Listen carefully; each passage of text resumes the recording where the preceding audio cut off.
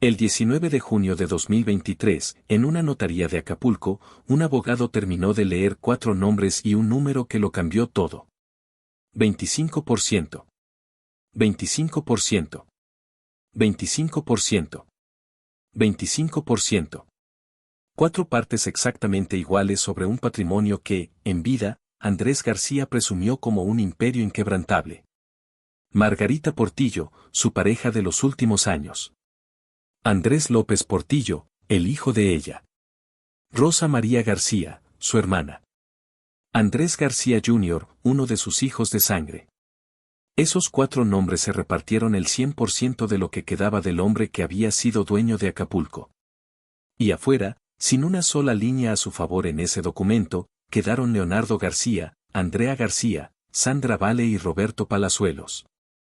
No fue un reparto cualquiera. Fue una sentencia notarial.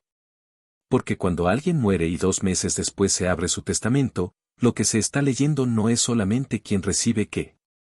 Es quién fue elegido y quién fue borrado. Es la última oportunidad que tiene un hombre de decir, desde la tumba, a quien amó de verdad y a quien solamente toleró. Y en el caso de Andrés García, esa última palabra encendió una guerra que todavía hoy sigue moviendo abogados, peritos y notarios en México. Hoy vamos a entrar exactamente ahí. No en el chisme, no en las peleas de televisión, no en quién se llevaba mejor o peor con quién. Vamos a entrar en los papeles. En las cifras. En las escrituras. En las palabras que la ley usa cuando el amor ya no importa y lo único que queda es determinar, con precisión notarial, quién es dueño de qué. Porque detrás del galán de Acapulco había un patrimonio construido durante 60 años de carrera, y ese patrimonio, según lo que hoy se conoce públicamente, escondía una grieta legal que se abrió mucho antes de que nadie imaginara un testamento. Vas a descubrir 4 cosas. Primero, como un matrimonio firmado en 1966, bajo un régimen legal específico, pudo convertirse 60 años después en el documento capaz de cuestionar todo lo que Andrés García repartió antes de morir. Segundo, el valor real, en pesos, de las 2 propiedades que definieron su leyenda, el Paraíso, en Acapulco, y el Castillo, en el Ajusco, y por qué la venta de una de ellas terminó bajo sospecha pública. Tercero, ¿qué significan exactamente palabras como bienes mancomunados, derecho al tanto y régimen ejidal, y por qué esas palabras, que suenan a trámite aburrido, son en realidad las que pueden decidir si un testamento se sostiene o se derrumba? Y cuarto, ¿qué caminos legales quedaron abiertos después del 19 de junio de 2023, y qué significa, en términos prácticos, impugnar la herencia de una de las figuras más ricas del espectáculo mexicano? Te aviso cuando lleguemos a cada punto. Empecemos por entender la escala de lo que estaba en juego. Andrés García no fue solamente un actor con una carrera larga. Fue, durante más de 5 décadas, uno de los rostros más rentables del entretenimiento en español. Cine, telenovelas, producciones internacionales, contratos publicitarios, negocios inmobiliarios. Ese tipo de carrera no deja solamente fama. Deja propiedades, deja cuentas, deja participaciones, deja terrenos comprados en distintas épocas, bajo distintas leyes, con distintas parejas al lado de la firma. Y cada una de esas capas, acumuladas durante 60 años, es exactamente el tipo de material del que están hechas las guerras de herencia más largas de la historia del espectáculo latinoamericano. Cuando un hombre así muere, no deja una casa. Deja un rompecabezas patrimonial. Y ese rompecabezas, si no está perfectamente documentado, se convierte en el terreno ideal para que broten las dudas, las impugnaciones y las sospechas. Eso fue exactamente lo que ocurrió con Andrés García. Y para entenderlo, hay que empezar por la pieza más antigua del rompecabezas, la que nadie miraba porque parecía enterrada en el pasado. El matrimonio de 1966. En 1966, Andrés García todavía no era una leyenda. Era un actor joven, en ascenso, construyendo los primeros ladrillos de lo que después sería su carrera. Ese año se casó con Sandra Vale. De esa unión nacieron sus hijos mayores.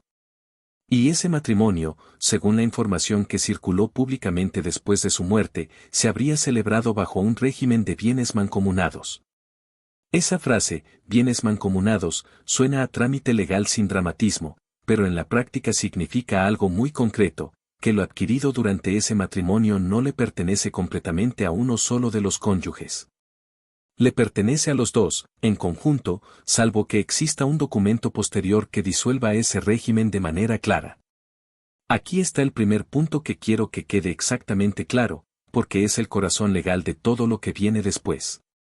Si ese matrimonio de 1966 nunca se disolvió formalmente, con todos los pasos legales completos, entonces, en teoría, parte del patrimonio que Andrés García construyó después seguiría vinculado a ese primer matrimonio. Y si eso es cierto, entonces cualquier unión posterior, incluida la relación con Margarita Portillo, podría enfrentar una pregunta incómoda desde el punto de vista legal, sobre qué base se construyó esa segunda relación. ¿Si la primera nunca terminó del todo? Esto no es un detalle menor. Esto es, potencialmente, la diferencia entre un testamento que se sostiene sin problemas y un testamento que puede ser cuestionado durante años en los tribunales. Porque si una parte del patrimonio pertenece, por ley, a un matrimonio anterior que técnicamente seguía vigente, entonces ese patrimonio no era enteramente de Andrés García para repartirlo como quisiera. Y lo que no es tuyo, no puedes heredarlo a nadie, sin importar cuánto lo quieras. Vamos a marcar aquí el primer punto que prometimos explicar: el matrimonio de 1966 y su régimen de bienes mancomunados es la pieza que, según las versiones legales que circularon tras la muerte de Andrés García, podría convertir un testamento aparentemente cerrado en un documento abierto a impugnación durante años. No es un rumor de espectáculo. Es una discusión de derecho civil y derecho familiar que, si se confirma en tribunales, tiene consecuencias económicas reales y medibles en pesos. Ahora bien, para entender por qué esto importa tanto, hay que poner sobre la mesa las cifras. Porque hablar de porcentajes sin hablar de valores es hablar en el vacío. Empecemos por la propiedad más simbólica de todas, El Paraíso. El Paraíso es una mansión ubicada frente a la laguna de Coyuca, en Acapulco. Fachada de tono naranja, 3 niveles, alberca, vista directa al agua, terrenos amplios alrededor. Durante años, esta propiedad fue presentada públicamente como el símbolo máximo del éxito de Andrés García, la prueba física de que el galán de la pantalla también era, en la vida real, un hombre de fortuna. Distintas fuentes ubicaron su valor por encima de los 100 millones de pesos. Es, sin exagerar, una de las propiedades más valiosas jamás asociadas a una figura del espectáculo mexicano fuera de la Ciudad de México. Una propiedad de ese valor, ubicada en zona turística de alta plusvalía, con vista a laguna, no es un bien que se reparta con facilidad entre 4 herederos con relaciones tensas entre sí.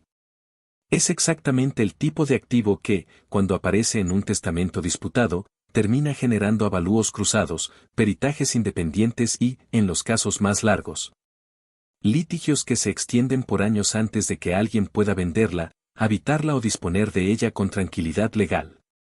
Y luego está la segunda propiedad, la que quizás encierra la historia más incómoda de todas, el castillo, ubicado en Santo Tomás Ajusco, al sur de la Ciudad de México. 6 hectáreas de terreno. Torres de estilo medieval. 8 habitaciones. 6 baños. Bosque privado. Una construcción que no fue pensada como una casa cualquiera, sino como una declaración arquitectónica de poder. Aquí es donde los números empiezan a doler. Según los datos que circularon públicamente, esta propiedad llegó a valuarse en cerca de 60 millones de pesos. Pero, de acuerdo con versiones señaladas por personas cercanas a la familia y retomadas después en distintos medios, en algún momento habría sido transferida por una cantidad que, comparada con su valor real, resulta prácticamente simbólica: 1 millón de pesos y una camioneta tipo Jeep. Detente un segundo en esa cifra. Un bien inmueble valuado en 60 millones de pesos, transferido por una fracción mínima de su valor real más un vehículo. Ese tipo de operación, cuando aparece documentada en cualquier patrimonio, no importa de quién sea, enciende automáticamente una alarma legal. Porque en el mundo del derecho patrimonial existe un concepto que se aplica exactamente a este tipo de situaciones, cuando una propiedad se transfiere por un valor muy por debajo de su valor de mercado. Esa operación puede ser revisada, cuestionada e incluso impugnada, especialmente si quienes tenían derecho sobre esa propiedad, como herederos legítimos, consideran que la operación no reflejó el valor real del bien o que se realizó en condiciones que no beneficiaron al patrimonio familiar. No estamos hablando de una simple venta incómoda. Estamos hablando del tipo de transacción que, en cualquier proceso de impugnación de herencia, se convierte en la primera prueba documental que un abogado va a poner sobre la mesa. Y eso es exactamente lo que se señaló que podría ocurrir en este caso. Que la venta del castillo se convirtiera en una de las piezas centrales de cualquier estrategia legal para cuestionar el manejo del patrimonio de Andrés García en sus últimos años de vida. Aquí completamos el segundo punto que prometimos, el valor documentado de El Paraíso, por encima de los 100 millones de pesos, y el valor del castillo, cerca de 60 millones. Transferido según versiones por apenas una fracción de esa cifra.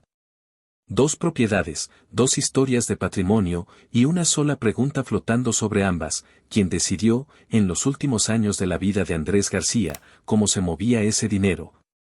¿Y bajo qué condiciones reales se tomaron esas decisiones?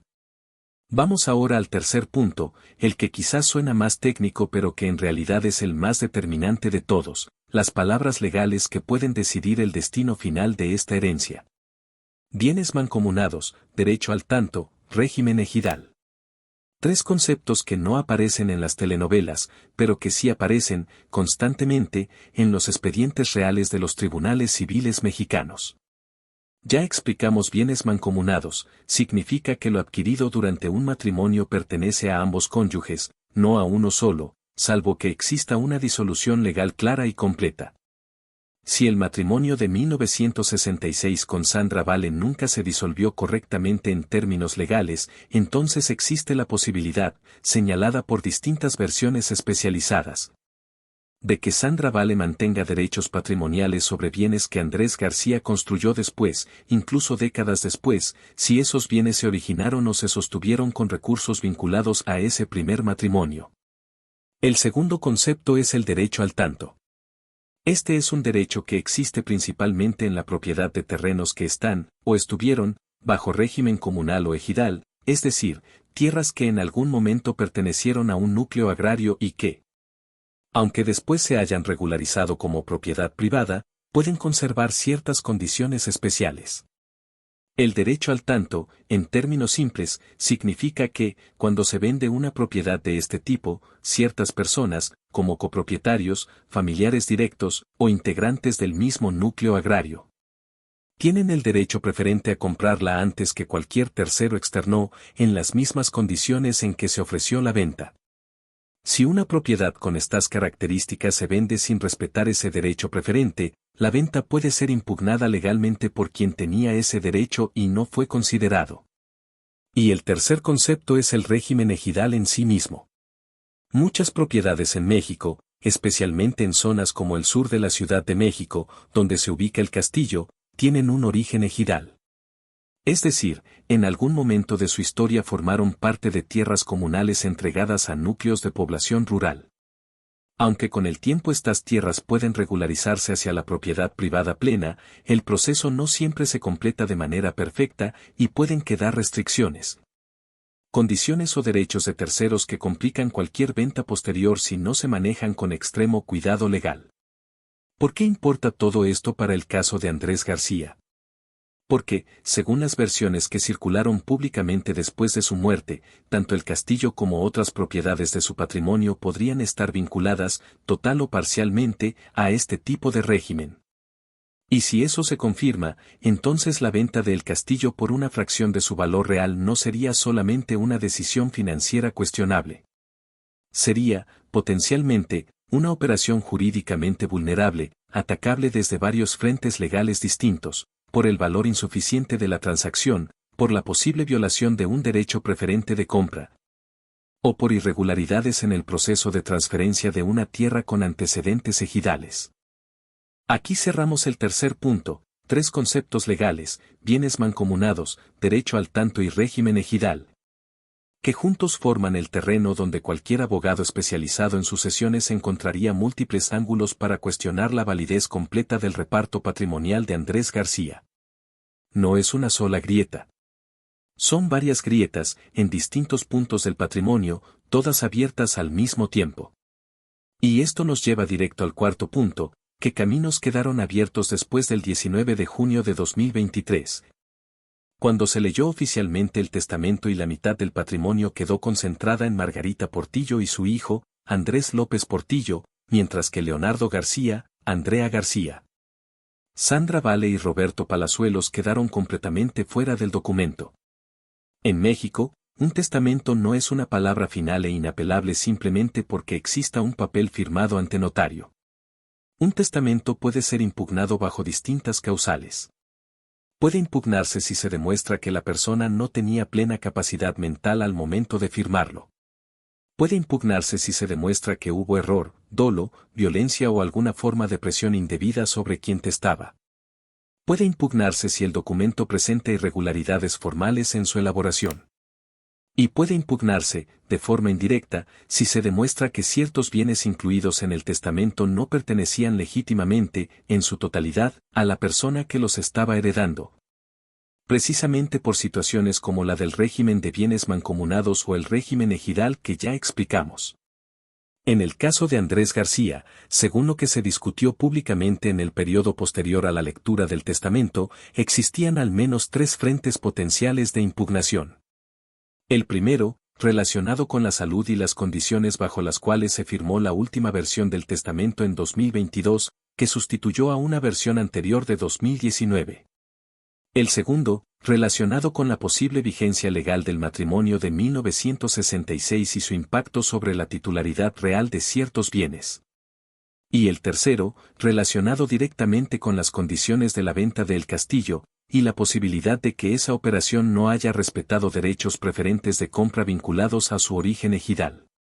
Cualquiera de estos 3 frentes, por sí solo, puede convertir un proceso sucesorio en un litigio que se extiende durante años.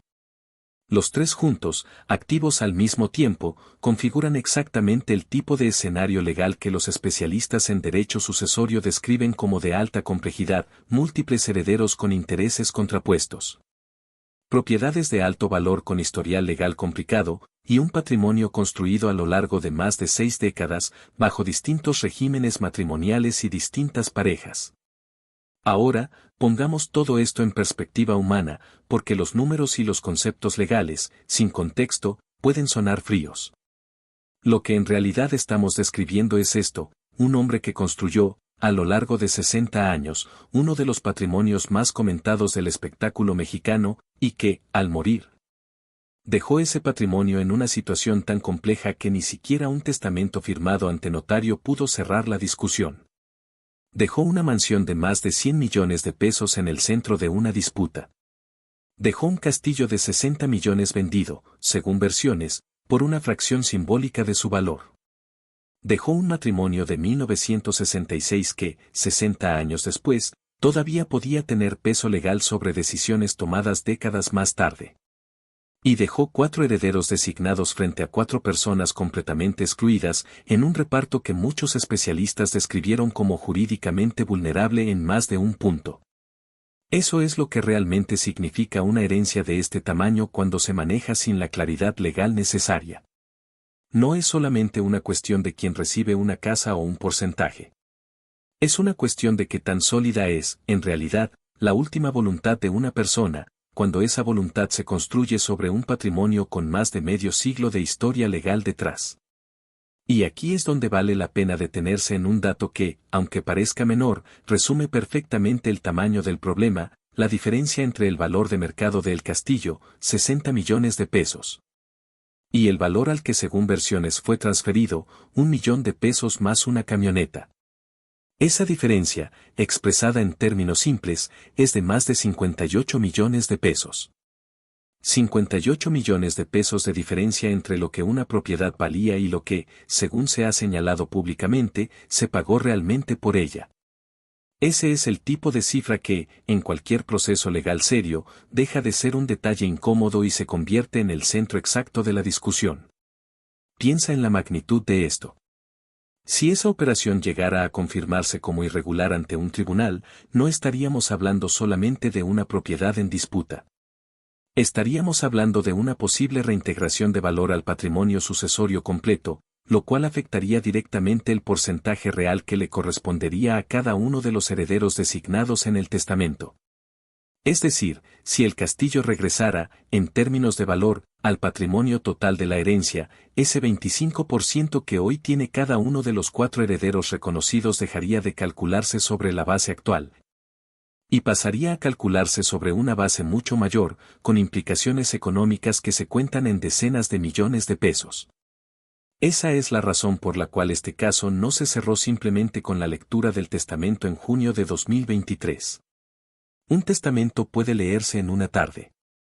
Pero determinar, con certeza legal, cuál era el patrimonio real de una persona al momento de su muerte, sobre todo cuando ese patrimonio incluye matrimonios de hace 60 años.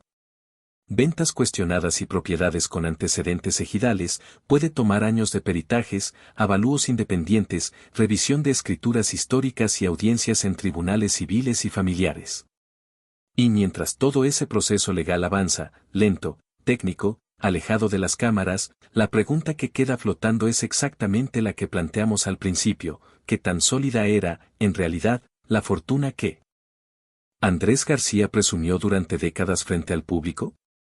¿Cuánto de ese imperio era, verdaderamente, suyo para repartir a su voluntad, y cuánto estaba, sin que la mayoría lo supiera, atado a compromisos legales firmados décadas atrás, en un mundo completamente distinto? Cuando Andrés García todavía no era una leyenda sino apenas un actor de 30 y tantos años firmando un acta de matrimonio en 1966, esa pregunta, más que cualquier escándalo familiar, es la que realmente define el legado patrimonial de Andrés García. Porque las leyendas del cine se construyen con películas, con romances, con escándalos de portada. Pero los patrimonios reales se construyen y se destruyen con documentos. Y en el caso de Andrés García, esos documentos, 60 años después de haberse firmado, todavía están decidiendo quién es realmente dueño de lo que él construyó. Para entender bien el tamaño de esta disputa, hay que mirar también el camino que recorrió el propio testamento antes de convertirse en el documento final que se leyó en junio de 2023. Porque no hubo un solo testamento en la vida de Andrés García. Hubo, según lo que se conoce públicamente, al menos 2 versiones distintas, separadas por varios años, y el simple hecho de que existan versiones distintas es, en sí mismo, una fuente de conflicto legal. La primera versión conocida data de 2019. En ese documento, la distribución del patrimonio era diferente a la que finalmente se aplicó. Después, en 2022, apenas un año antes de su muerte, Andrés García habría firmado una nueva versión, la que terminó siendo la vigente, la que se leyó en la notaría de Acapulco. Ese cambio, de 2019 a 2022, ocurrió en un periodo en el que la salud de Andrés García ya se encontraba visiblemente deteriorada. Y ahí es exactamente donde los abogados especializados en sucesiones ponen la lupa con más cuidado. Cuando un testamento se modifica en los últimos años de vida de una persona, especialmente si esa persona atraviesa una enfermedad grave, cualquier abogado que represente a los herederos excluidos va a preguntar, de manera casi automática, 3 cosas. Primero, ¿en qué condiciones de salud física y mental se encontraba el testador al momento de firmar? Segundo, ¿quién estuvo presente, quién gestionó la cita con el notario, quién tuvo acceso directo a la persona en los días previos a la firma? Y tercero, si existió algún tipo de influencia, presión o manejo de la información que haya podido inclinar la decisión final hacia un resultado específico. Esto no es una acusación. Es, literalmente, el procedimiento estándar que sigue cualquier abogado de sucesiones cuando revisa un testamento modificado poco antes de la muerte del testador. Sobre todo cuando ese cambio beneficia de manera tan marcada a quienes estuvieron más cerca del enfermo en sus últimos meses y excluye por completo a quienes, según los propios registros familiares, mantenían una relación más distante o más tensa en esa misma etapa. Aquí aparece un concepto legal más, que conviene explicar con claridad: la capacidad testamentaria. En términos simples, para que un testamento sea válido, La persona que lo firma debe encontrarse en pleno uso de sus facultades mentales al momento de la firma, entendiendo exactamente qué está decidiendo, a quién está beneficiando y a quién está excluyendo, y por qué. Si en algún momento se demuestra, mediante peritajes médicos, expedientes clínicos o testimonios, que la persona no se encontraba en condiciones plenas al momento de firmar, ese testamento puede ser declarado inválido, total o parcialmente, y el patrimonio regresaría entonces a repartirse conforme a la versión anterior, la de 2019. O incluso conforme a las reglas generales de sucesión legítima si no existiera ningún testamento válido. Esto explica por qué, en casos de esta magnitud, la salud de la persona en sus últimos meses de vida deja de ser solamente un tema médico o sentimental y se convierte en una pieza central del expediente legal. No es casualidad que, en la información que circuló públicamente sobre los últimos meses de Andrés García, aparecieran menciones a quien controlaba el acceso a él, quien manejaba sus citas médicas, quien estaba presente en las conversaciones con abogados y notarios. Esos detalles, que en la superficie parecen simple dato de entretenimiento, son exactamente el tipo de información que un abogado de sucesiones necesita reconstruir para armar o para desarmar una impugnación. Ahora bien, hablemos de algo que mucha gente desconoce sobre el sistema legal mexicano y que resulta clave para entender por qué Leonardo García y Andrea García, aunque quedaron fuera del testamento, no necesariamente quedaron fuera de toda posibilidad legal. En México, a diferencia de otros países, la libertad testamentaria es amplia, una persona puede, en principio, decidir libremente a quién deja su patrimonio, sin la obligación estricta de repartir partes iguales entre todos sus hijos, como si ocurre en sistemas legales de otros países bajo la figura de la legítima forzosa. Sin embargo, esa libertad no es absoluta. Existen ciertas obligaciones que un testamento no puede eliminar por completo, especialmente relacionadas con el derecho de alimentos. Si alguno de los hijos excluidos del testamento se encontraba, al momento de la muerte del padre, en una situación de dependencia económica real, existe la posibilidad legal de reclamar una pensión con cargo a la masa hereditaria, incluso si esa persona no fue nombrada heredera en el documento. Esto no convierte automáticamente a un hijo excluido en heredero, pero sí puede obligar al patrimonio a cubrir una parte de sus necesidades básicas, dependiendo de las circunstancias específicas de cada caso. Esta es una de las razones por las cuales, en herencias de alto perfil como esta, es común ver que los hijos excluidos no simplemente aceptan el resultado del testamento en silencio. Buscan asesoría legal especializada, revisan cada posible vía, desde la impugnación directa del documento por causas de capacidad o influencia indebida, hasta reclamos alternativos relacionados con derechos patrimoniales previos, como el que podría derivarse del matrimonio de 1966, o derechos de alimentos, si es que la situación personal de cada uno lo permite. Vamos ahora a un punto que conecta directamente con las cifras que ya mencionamos, que significa, en la práctica, iniciar un proceso de impugnación de un testamento de esta magnitud en México. No es un trámite rápido ni sencillo.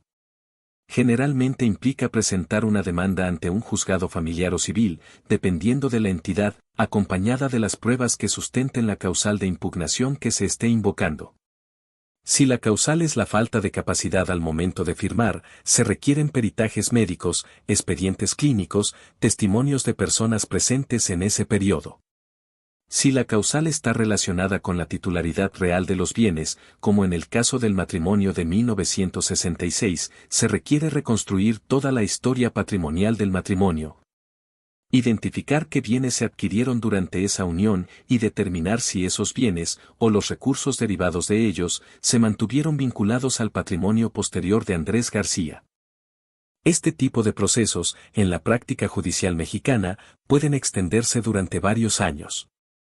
No es extraño encontrar casos de sucesiones de figuras públicas que permanecen abiertos en tribunales durante media década o más, especialmente cuando existen múltiples propiedades de alto valor, múltiples herederos con posiciones encontradas y documentos históricos que deben rastrearse hasta hace décadas, como ocurre aquí con el acta de matrimonio de 1966. Mientras tanto, el patrimonio en disputa suele quedar en una especie de limbo legal. Las propiedades no pueden venderse con total libertad mientras existan procesos abiertos que cuestionen su titularidad. Las cuentas asociadas a la sucesión pueden quedar bloqueadas o sujetas a supervisión judicial. Y los herederos reconocidos en el testamento, aunque legalmente tengan derecho a su porcentaje, pueden verse limitados en la práctica para disponer libremente de esos bienes hasta que el proceso se resuelva de manera definitiva. Esto significa algo importante que muchas veces se pierde entre el ruido mediático, aunque el testamento de Andrés García se leyó formalmente en junio de 2023 y asignó porcentajes específicos a 4 personas. Eso no equivale automáticamente a que esas 4 personas puedan disponer, de inmediato y sin restricciones, de la totalidad de ese patrimonio. Si existen impugnaciones activas, aunque sea en etapas iniciales, el proceso de consolidación real de la herencia puede tardar mucho más tiempo del que la opinión pública asume cuando ve un titular de noticias anunciando quién heredó qué. Detengámonos ahora en cada uno de los 4 nombres que sí aparecen en el testamento, porque cada uno representa una posición legal distinta dentro de este reparto. Margarita Portillo, con 25%, aparece como la pareja que acompañó a Andrés García en sus últimos años, incluyendo el periodo de enfermedad. Su posición como heredera directa es, en principio, la más sólida de las 4, salvo que se confirme la hipótesis sobre la vigencia legal del matrimonio de 1966. Lo cual podría generar cuestionamientos sobre la naturaleza exacta de su relación patrimonial con Andrés García durante los años en que estuvieron juntos. Andrés López Portillo, hijo de Margarita, también con 25%, representa un caso particular, no es hijo biológico de Andrés García, pero fue incluido en el testamento con el mismo porcentaje que los herederos directos. Este tipo de inclusión, común en testamentos de parejas de largo tiempo, suele generar tensiones adicionales cuando existen hijos biológicos excluidos. Precisamente porque pone en la misma categoría legal a alguien sin vínculo de sangre y a alguien que sí lo tiene, pero que fue dejado fuera. Rosa María García, hermana de Andrés, con 25%, introduce otra dimensión al caso, la de los colaterales, es decir, familiares que no son descendientes directos pero que reciben una parte significativa del patrimonio. Su inclusión, en un testamento donde 2 de los 3 hijos biológicos quedaron completamente fuera, es uno de los puntos que más preguntas generó públicamente sobre las prioridades que reflejaba ese documento final. Y Andrés García Jr., con 25%, es el único de los 3 hijos biológicos que sí quedó incluido en el testamento. Esto crea una situación legal particularmente compleja dentro de la propia familia de sangre, un hijo reconocido con una 1/4 parte del patrimonio, mientras que sus 2 hermanos, Leonardo y Andrea, quedaron completamente fuera del documento. Esta diferencia de trato entre hermanos biológicos es, precisamente, uno de los elementos que con mayor frecuencia sostiene los reclamos legales en procesos de impugnación, porque plantea directamente la pregunta de por qué. Si existía una relación de sangre idéntica, el resultado testamentario fue tan distinto para cada uno de los 3 hijos. Todo este entramado, cuando se observa en conjunto, deja de parecer un simple melodrama familiar y empieza a parecer exactamente lo que es, un expediente patrimonial de alta complejidad. Con más de una docena de variables legales entrelazadas, cualquiera de las cuales podría, por sí sola, mantener este caso activo en tribunales mexicanos durante años. Y aquí conviene hacer una pausa para pensar en la dimensión más amplia de lo que esta historia representa, más allá del caso específico de Andrés García. Los casos de herencias disputadas entre figuras públicas del entretenimiento mexicano y latinoamericano no son una excepción aislada. Son, de hecho, extraordinariamente comunes, precisamente porque combinan 3 factores que casi garantizan el conflicto: patrimonios construidos durante décadas, bajo regímenes matrimoniales distintos y con parejas distintas, testamentos modificados en los últimos años de vida, muchas veces bajo el peso de enfermedades graves, y familias con relaciones ya deterioradas antes de que el patrimonio entrara siquiera en discusión. Cuando estos 3 factores coinciden, como coincidieron en el caso de Andrés García, el resultado casi inevitable es exactamente lo que hemos descrito: un testamento que, en lugar de cerrar la historia, la abre todavía más. Un documento que debía ser la última palabra y que termina siendo apenas el primer capítulo de un proceso legal que puede extenderse mucho más allá de lo que cualquier titular de entretenimiento logra capturar en un encabezado. Volvamos entonces a la pregunta central que planteamos al inicio de este análisis: ¿qué tan sólida era, en realidad, la fortuna que Andrés García dejó al morir? La respuesta honesta, basada en la información pública disponible, es que no lo sabemos con certeza definitiva, y probablemente no lo sabremos hasta que los procesos legales derivados de este caso avancen mucho más de lo que han avanzado hasta ahora. Lo que sí sabemos, con precisión, son las cifras que sí están documentadas: más de 100 millones de pesos en el valor del paraíso, cerca de 60 millones en el valor del castillo. Una diferencia de más de 58 millones de pesos entre ese valor y el precio al que, según versiones, fue transferida esa propiedad. Y un reparto testamentario dividido exactamente en 4 partes iguales entre 4 personas, mientras 4 más quedaban completamente fuera del documento. Esas cifras, por sí solas, sin necesidad de especular sobre intenciones o sentimientos, ya cuentan una historia perfectamente clara, la de un patrimonio construido durante 60 años de carrera, que, al momento de repartirse, resultó ser mucho más complicado, mucho más disputado y mucho más vulnerable legalmente de lo que cualquiera hubiera imaginado viendo, durante décadas, la imagen pública de un hombre que parecía tenerlo absolutamente todo bajo control. Y quizás esa es, al final, la lección patrimonial más dura de todo este caso.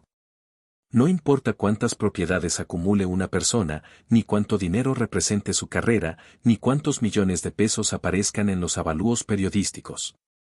Si esa fortuna no está construida sobre bases legales completamente claras, si arrastra matrimonio sin disolver formalmente, ventas por debajo de su valor real, y testamentos modificados en los últimos meses de una enfermedad grave, entonces esa fortuna, por grande que parezca desde afuera, puede convertirse exactamente en lo que se convirtió el patrimonio de Andrés García. No en una herencia cerrada, sino en un litigio abierto.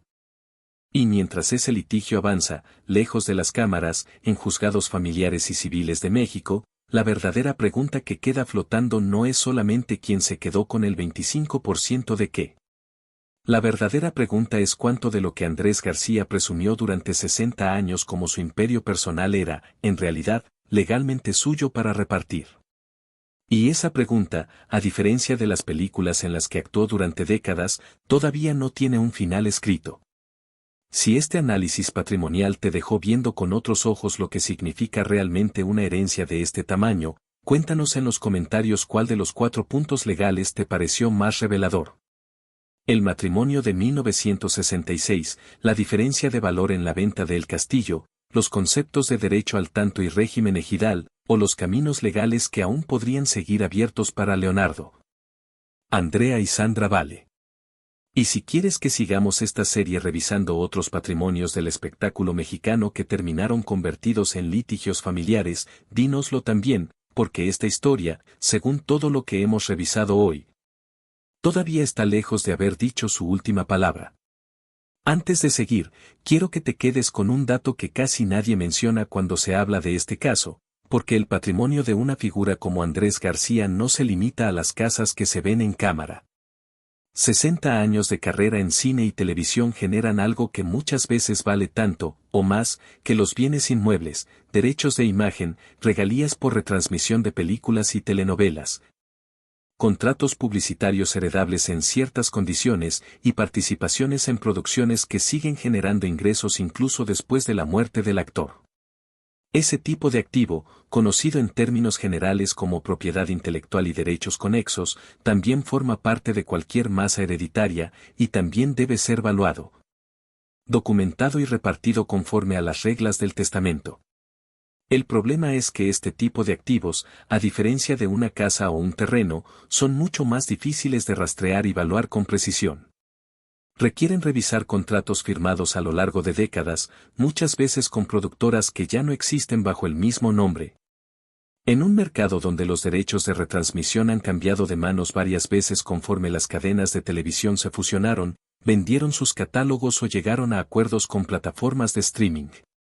Si el patrimonio de Andrés García incluye participaciones activas en ese tipo de contratos, y todo indica que así fue, dado el volumen de su filmografía, entonces la complejidad del proceso sucesorio no se limita a 2 propiedades y una cuenta bancaria.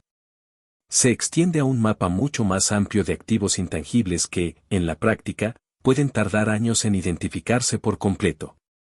Esto es relevante porque ayuda a explicar por qué, en casos de este tipo, el proceso de partición de la herencia rara vez se cierra con la simple lectura del testamento. La lectura del testamento establece los porcentajes, pero no resuelve automáticamente cómo se traduce ese porcentaje en activos concretos. Sobre todo cuando una parte importante del patrimonio no son bienes físicos fáciles de tasar, sino derechos derivados de una carrera artística de 60 años. Dispersos en decenas de contratos firmados en distintas décadas, con distintas productoras, bajo distintas condiciones legales. Volvamos ahora al tema del acceso durante la enfermedad, porque es un elemento que conecta directamente con la validez del testamento de 2022. Según lo que trascendió públicamente en ese periodo, hubo tensión constante en torno a quién podía visitar a Andrés García en su casa de Acapulco durante sus últimos meses de vida. Algunas versiones señalaron que el acceso estaba fuertemente controlado, y que ciertos familiares tenían dificultades para verlo directamente, mientras que otras personas cercanas al círculo de Margarita Portillo mantenían presencia constante. Es importante decirlo con precisión, esto, por sí solo, no prueba absolutamente nada de manera automática.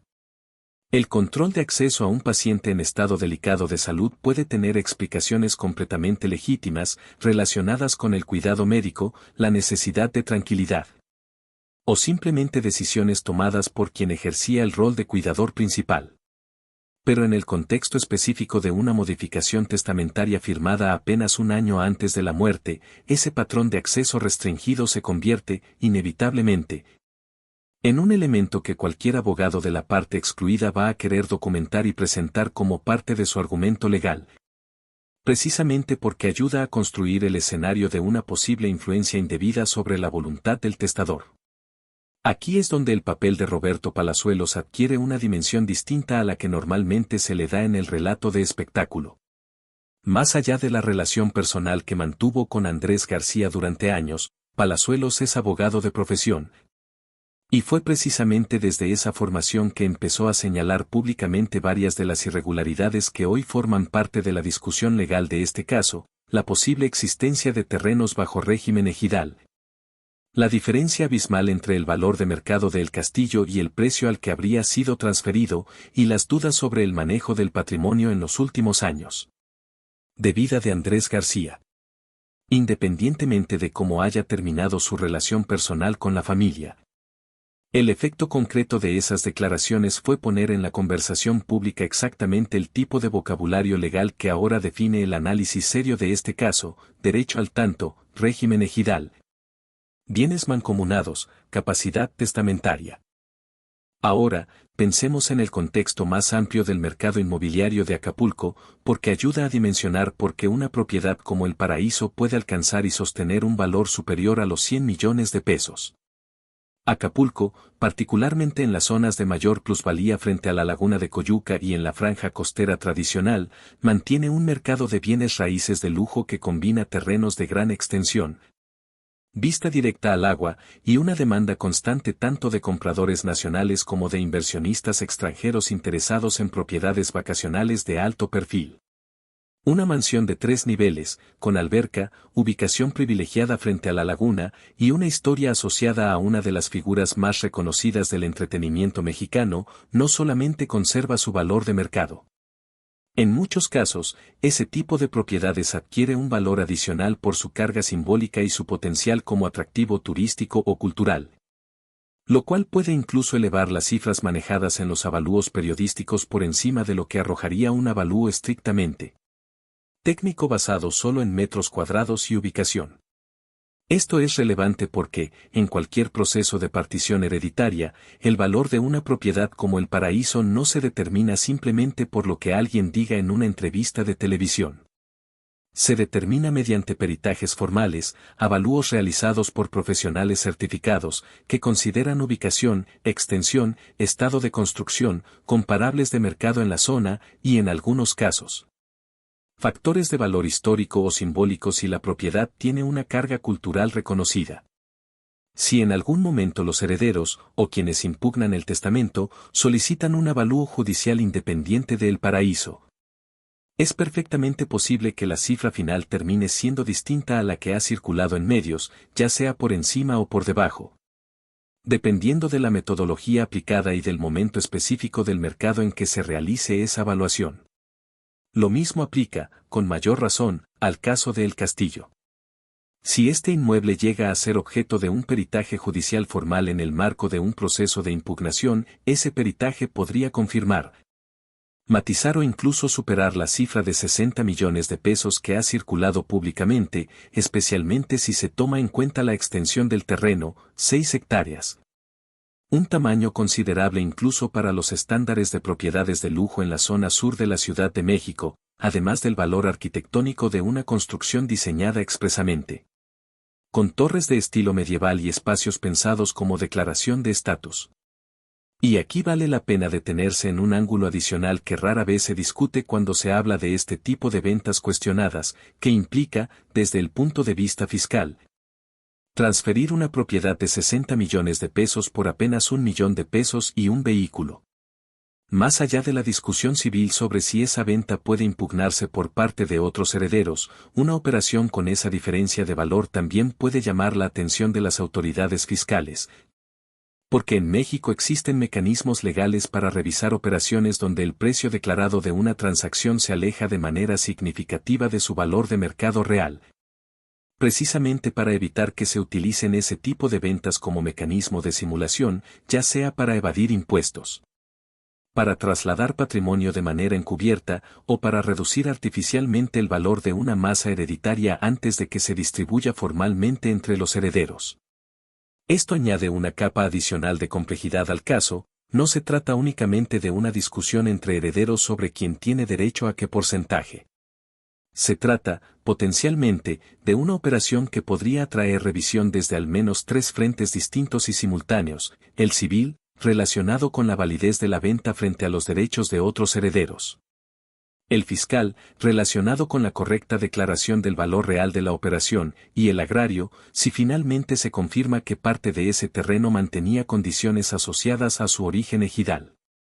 3 frentes legales distintos, cada uno con sus propios plazos, sus propias autoridades competentes y sus propias consecuencias, todos derivados de una sola operación: la venta de una propiedad de 60 millones de pesos por una fracción mínima de su valor. Frente a un panorama de esta complejidad, resulta comprensible que, casi 2 años y medio después de la muerte de Andrés García, la discusión pública sobre su herencia siga completamente viva. No estamos ante un caso que se resuelve con la lectura de un documento.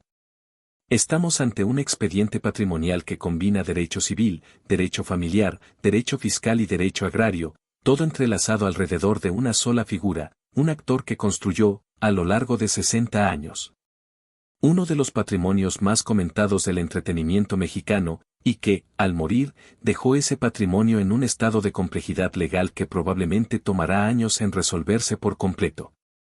Y aquí es donde conviene regresar, una última vez, a la escena con la que empezamos, esa notaría en Acapulco, el 19 de junio de 2023. Con 4 nombres leídos en voz alta y un 25% repetido 4 veces. En ese momento, para cualquiera que estuviera presente, probablemente pareció el cierre de una historia. La última voluntad de Andrés García, formalizada, notariada, lista para ejecutarse. Pero lo que en realidad se abrió esa tarde, según todo lo que hemos revisado hoy, no fue un cierre. Fue el inicio formal de un proceso que involucra matrimonios de hace 60 años, propiedades valuadas en más de 100 millones de pesos, ventas cuestionadas por decenas de millones. Y al menos 3 áreas distintas del derecho mexicano, todas activas al mismo tiempo, todas con el mismo nombre en el centro: Andrés García. Y mientras ese proceso continúa, en juzgados que no salen en televisión, con audiencias que no generan titulares, la verdadera historia de esta herencia sigue escribiéndose, expediente por expediente. Peritaje por peritaje, muy lejos de la imagen del galán invencible que México conoció durante 6 décadas, y mucho más cerca de lo que realmente queda cuando un patrimonio construido durante toda una vida se convierte, al final, en un caso de estudio sobre todo lo que puede salir mal cuando el amor, el dinero y la ley se cruzan en la misma familia. Quiero cerrar con un repaso ordenado de los 4 puntos que prometimos al inicio, porque en un caso con tantos nombres, tantas cifras y tantos conceptos legales, vale la pena dejar todo perfectamente claro antes de terminar. Primero, el matrimonio de 1966 con Sandra Vale, celebrado según versiones bajo un régimen de bienes mancomunados que, de no haberse disuelto formalmente, podría mantener vigentes derechos patrimoniales sobre bienes construidos incluso décadas después, lo cual pondría en entredicho la titularidad completa de Andrés García sobre una parte del patrimonio que repartió en su testamento. Segundo, el valor documentado de las 2 propiedades más simbólicas de su carrera, El Paraíso, en Acapulco, valuado por encima de los 100 millones de pesos, y El Castillo, en el Ajusco, valuado cerca de 60 millones de pesos, pero transferido, según versiones difundidas por personas cercanas a la familia, por apenas 1 millón de pesos y una camioneta. Una diferencia superior a los 58 millones de pesos que hoy representa uno de los puntos más señalados de todo el caso. Tercero, los conceptos legales que sostienen la posible impugnación, bienes mancomunados, que determinan la titularidad conjunta de bienes adquiridos durante un matrimonio, derecho al tanto, que protege a ciertas personas frente a ventas de propiedades con antecedentes comunales o ejidales sin haberles dado la oportunidad preferente de compra, y régimen ejidal, que puede limitar o condicionar la libre venta de ciertos terrenos si no se completó correctamente su proceso de regularización hacia la propiedad privada plena. Y cuarto, los caminos legales que quedaron abiertos después de la lectura del testamento el 19 de junio de 2023. La posibilidad de impugnar el documento por falta de capacidad testamentaria al momento de la firma en 2022. La posibilidad de reclamar derechos derivados del matrimonio de 1966 sobre una parte del patrimonio. Y la posibilidad de cuestionar directamente la venta de El Castillo por su diferencia de valor y su posible vínculo con tierras de origen ejidal, procesos que, en conjunto, pueden mantener este caso activo en tribunales mexicanos durante varios años más. 4 puntos, 4 frentes legales, y una sola certeza real. La fortuna que Andrés García construyó durante 60 años de carrera no terminó de repartirse el día que se leyó su testamento. Apenas empezó, ese día, el proceso legal que determinará, con el tiempo, cuánto de ese imperio era verdaderamente suyo para decidir, y cuánto pertenecía, desde mucho antes de que él lo imaginara, a compromisos legales firmados décadas atrás que la fama nunca pudo borrar. Gracias por acompañarnos en este análisis. Si te interesa que sigamos revisando, con este mismo nivel de detalle, otros casos de herencias y patrimonios disputados dentro del entretenimiento mexicano y latinoamericano, déjanoslo saber en los comentarios. Y no olvides seguir el canal para no perderte la siguiente entrega de esta investigación. Quiero añadir un último bloque de contexto, porque hay una pregunta que seguramente se está formando en tu cabeza mientras escuchas todo esto: si el caso es tan complejo, tan documentado y tan abierto a impugnación, ¿por qué el testamento se leyó y se aplicó tal como está, sin que un juez lo haya detenido de inmediato? La respuesta tiene que ver con cómo funciona realmente el sistema sucesorio en México, y conviene explicarlo con calma, porque es precisamente lo que permite entender por qué este tipo de casos pueden convivir durante años, con una aparente normalidad pública mientras por dentro avanza un proceso legal completamente distinto. Cuando una persona muere dejando un testamento, ese documento se abre y se formaliza ante notario siguiendo un procedimiento administrativo estándar, siempre que cumpla con los requisitos formales básicos: firma, testigos y corresponde, y la intervención de un notario público debidamente acreditado. Ese procedimiento notarial no evalúa, en el momento de la lectura, si existieron irregularidades de fondo como las que hemos descrito hoy. El notario certifica que el documento existe, que fue firmado conforme a la ley en su aspecto formal, y procede a iniciar el trámite sucesorio conforme a lo que ese testamento indica. Es, en ese sentido, un procedimiento que opera primero sobre la forma, y solamente después, si alguien lo impugna activamente, entra a revisar el fondo. Esto significa que un testamento puede leerse, publicarse, e incluso empezar a ejecutarse en sus aspectos administrativos, mientras al mismo tiempo, en un juzgado distinto, avanza un proceso paralelo de impugnación que busca precisamente cuestionar ese mismo documento. No son procesos excluyentes. Pueden convivir durante meses o incluso años, generando la sensación pública de que el caso ya se resolvió, cuando en realidad lo único que ocurrió fue la formalización inicial de un documento que sigue, por dentro, bajo revisión legal activa. Esa es exactamente la situación que parece haberse configurado en el caso de Andrés García, un testamento formalmente leído y en proceso de aplicación administrativa, y al mismo tiempo, según las versiones legales que han circulado, la posibilidad abierta de que ese mismo documento enfrente cuestionamientos serios en los meses y años siguientes. Precisamente por los puntos que hemos desarrollado a lo largo de este análisis. Y hay algo más que vale la pena señalar antes de cerrar completamente este tema. Los casos de patrimonios de figuras del espectáculo mexicano que terminan bajo disputa legal después de la muerte del titular no son un fenómeno nuevo ni aislado. A lo largo de los últimos años, distintos actores, cantantes y figuras públicas de gran trayectoria han dejado, al morir, patrimonios que terminaron generando procesos legales complejos entre familiares, parejas y hasta socios de negocios, precisamente por la combinación de matrimonios múltiples, propiedades adquiridas en distintas etapas de la vida, y testamentos modificados en los últimos años ante el avance de una enfermedad. El patrón se repite con una regularidad que debería, en teoría, servir de advertencia. Mientras más grande y más prolongada es una carrera artística, más compleja tiende a ser, casi por definición, la arquitectura legal de su patrimonio final, y más vulnerable resulta ese patrimonio frente a cualquier decisión tomada sin la asesoría legal adecuada en los últimos años de vida. En el caso específico de Andrés García, todos los elementos de ese patrón están presentes con una claridad que rara vez se observa de manera tan documentada en un solo caso, una carrera de 60 años. Un primer matrimonio de 1966 nunca completamente aclarado en términos de disolución legal, múltiples parejas posteriores, propiedades de altísimo valor adquiridas en distintas décadas. Una venta cuestionada por decenas de millones de pesos, y un testamento modificado apenas un año antes de la muerte, en pleno deterioro de salud. Es, prácticamente, un caso de manual para cualquier curso de derecho sucesorio que quiera enseñar, con un ejemplo real. Todo lo que puede complicarse cuando un patrimonio de esta magnitud no se planifica con la anticipación y la claridad legal necesarias. Y quizás ese sea el verdadero valor de revisar este caso con tanto detalle, más allá del morbo o la curiosidad sobre quién se quedó con qué. Porque detrás de los nombres, los porcentajes y las cifras en millones de pesos, hay una lección que aplica mucho más allá del mundo del espectáculo. Ningún patrimonio, por grande o por pequeño que sea, se protege solo con la fama, ni con el poder, ni con la certeza de que uno mismo sabe exactamente qué es suyo.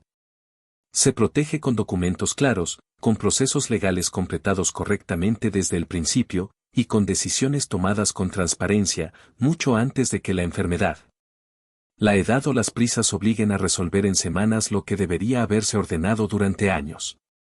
Esa es, en el fondo, la verdadera herencia de este caso. No los 100 millones de pesos del Paraíso, ni los 60 millones del Castillo, ni el 25% repartido 4 veces en una notaría de Acapulco. La verdadera herencia es la advertencia legal que deja, para cualquiera que esté construyendo un patrimonio propio, sobre todo lo que puede salir mal cuando el orden legal se pospone hasta que ya es demasiado tarde para corregirlo con calma. Antes de terminar del todo, un último dato que redondea la magnitud completa de este caso. Si sumamos únicamente el valor documentado de las dos propiedades más citadas, el Paraíso y el Castillo, estamos hablando de un patrimonio inmobiliario que ronda, o incluso supera, los 160 millones de pesos. Sin contar terrenos adicionales, vehículos, cuentas bancarias, derechos de imagen y participaciones en producciones audiovisuales que, como ya explicamos, también forman parte de cualquier masa hereditaria de una carrera de 60 años. Esa cifra, 160 millones de pesos solamente en 2 inmuebles, ayuda a dimensionar por qué este caso ha mantenido, durante más de 2 años después de la muerte de Andrés García, la atención constante de abogados, periodistas especializados y del propio público que sigue de cerca cada nueva versión que sale a la luz sobre el destino final de este patrimonio. Y con esa cifra en la cabeza, cerramos este análisis exactamente donde lo empezamos, en esa notaría de Acapulco, el 19 de junio de 2023, con 4 nombres, 4 veces 25%. Y una historia legal que, 2 años después, sigue mucho más abierta de lo que aquella lectura notarial quiso hacer parecer.